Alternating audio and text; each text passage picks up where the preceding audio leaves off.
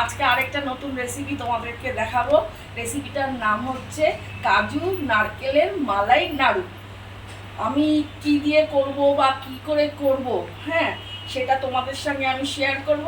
তাহলে ভিডিওটা পুরোটা তোমরা দেখবে, স্কিপ না করে। তাহলে চলে এসো আমার সঙ্গে। আমি প্রথমে দেখো দুটো নারকেল মিডিয়াম সাইজের কুড়িয়ে নিয়েছি, আর দুটো কুড়ানোর পরে ঠিক এই কাপের 2 কাপ হয়েছে। তাহলে আমি এখানে এই যখন 2 কাপ এই নারকেলের কুড়োনিটা হয়েছে, তার সঙ্গে ঠিক 1 কাপ পরিমাণ মানে চিনি এর সঙ্গে অ্যাড করব। আমি এখানে পুরো 1 কাপ দিইনি, কারণ কি এরপরে আমি মালাই করব বলে আমি গুঁড়ো দুধ ইউজ করব, তার জন্য একটা চিনি থাকবে বলে 1 কাপের থেকে একটু কম চিনি দিয়েছি। এবার আমি ভালো করে এগুলো মিশাবো নারকেলের সঙ্গে চিনি করে, আমি মিনিট 10 এরকমভাবে রেখে দেবো। মালাই করার জন্য আমি 1/2 লিটার দুধ নিয়েছি। দুধটা একটু ভালো করে জাল দিচ্ছি। এই দুধটাকে জাল দিয়ে একটু ঘন করব, তারপরে এর সঙ্গে আমি 3 চামচের মতো গুঁড়ো দুধ অ্যাড করব।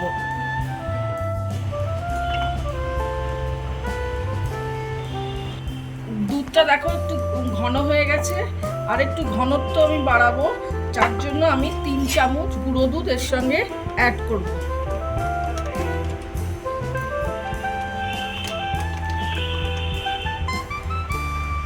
এবার ভালো করে একে নাড়াতে থাকবো, যেন এর যে ভেতরে যে এরকম ডেলা ডেলা যে ভাবগুলো থাকে যেন ভেঙে যায়, ভালোভাবে একটা পেস্ট যেন তৈরি হয়। তাই জন্য হালকা হাতে এরকম করে নাড়াতে থাকবো, আর গ্যাসের ফ্লেমটা একদম লোতেই রাখবো। কড়াইটা আমি একটু গরম করলাম, আর গ্যাসের ফ্লেমটা আমি এখন আপাতত হাইয়ে রেখেছি, পরে লো করব। আর এখন হচ্ছে যেটা আমি চিনি আর নারকেলটা মেখে রেখেছিলাম, সেটা কড়াইয়ের মধ্যে একটু একটু করে দিয়ে দেবো।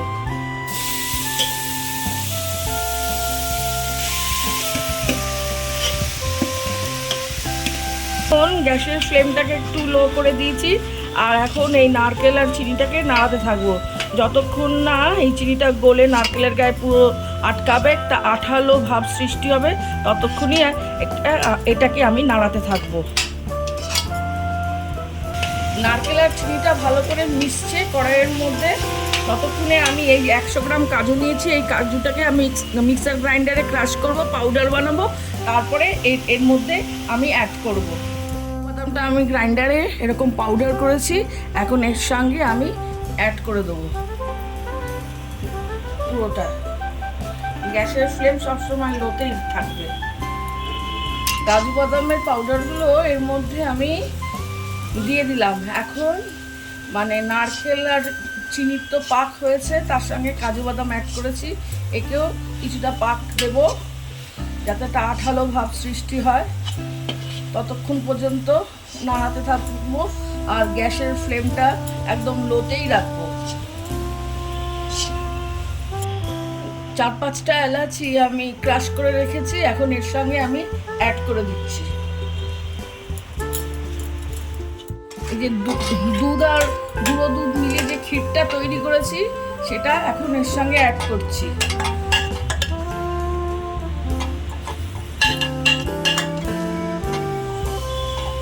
পুরোটা অ্যাড করব, তারপরে ভালো করে নাড়াবো, মানে এর সঙ্গে মিশিয়ে দেবো যাতে একটা আঠালো মন্ড তৈরি হয়। এর মধ্যে আমি 1 চামচ এরকম ঘি দিয়েছি, এসেন্সটা ভালো ছাড়বে। আর তার সঙ্গে আমি অল্প কনডেন্স মিল্ক একটু দিয়ে দিচ্ছি, আরও ভালো টেস্ট হবে। গ্যাসের ফ্লেমটা লো করে ভালো করে নাড়াচাড়া করেছি। দেখো প্রায় হয়ে গেছে, কড়াই থেকে বেশ উঠেও আসছে এই পাকটা। এখন আমি ফ্লেমটাকে বন্ধ করে দেব, তারপরে অল্প একটু ঠান্ডা করব, কারণ এখনই আমি এই নাড়ুটা পাকালে আমার হাতে লাগবে, তাই অল্প একটু ঠান্ডা করে আমি নাড়ুটা পাকাবো, তোমাদেরকে তখন দেখাবো। আমি পুরটা একটু ঠান্ডা হয়েছে, এখন আমি আমার হাতে একটু ঘি মাখিয়ে নিয়েছি, এবং এবার আস্তে আস্তে আমি নাড়ুগুলো তৈরি করব।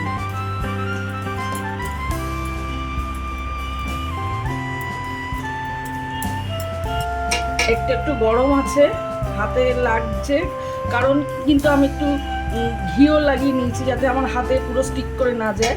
তাই এরকম করে নাড়ুগুলো তৈরি করছি। এরকম সাইজের করছি, কেউ এর থেকে ছোটও করতে পারে, কেউ একটু বড়ও করতে পারে, তা আমি এরকম সাইজের করে রাখছি।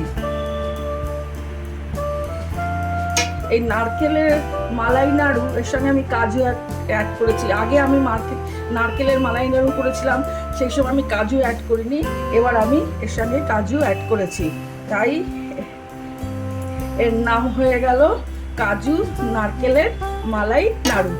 খেতে খুব টেস্টি হয়, তোমরা বাড়িতে এটা তৈরি করে খেতে পারো। এই দেখো আমার কাজু নারকেলের মালাই নাড়ু রেডি হয়ে গেছে। আগে একবার করেছিলাম নারকেল মালাই নাড়ু, সেটা একটু সাদা রঙের ভাব ছিল, এখানে কাজু বাদাম অ্যাড করাতে একটু লালচে লালচে ভাব হয়েছে, তাই এর নাম হচ্ছে কাজু নারকেলের মালাই নাড়ু। নাড়ু খেতে সবারই খুব ভালো লাগে। তা এই রেসিপিটা তোমাদের কেমন লেগেছে? ভালো লেগেছে? যদি ভালো লাগে তাহলে আমার পাশে থেকো, লাইক কমেন্ট শেয়ার করো। রেসিপিটা তোমাদের কেমন লাগলো? যদি ভালো লেগে থাকে তাহলে লাইক কমেন্ট শেয়ার করো। প্রতিবারের মতন তোমাদের কমেন্ট করতে আমার খুবই ভালো লাগে, আমি তো আগেই বলেছি। নেক্সট দিন আবার একটা নতুন ভিডিও নিয়ে তোমাদের সামনে আসবো, তোমাদের দেখাবো। ততক্ষণের জন্য সবাই সুস্থ থেকো, ভালো থেকো, টাটা, বাই বাই।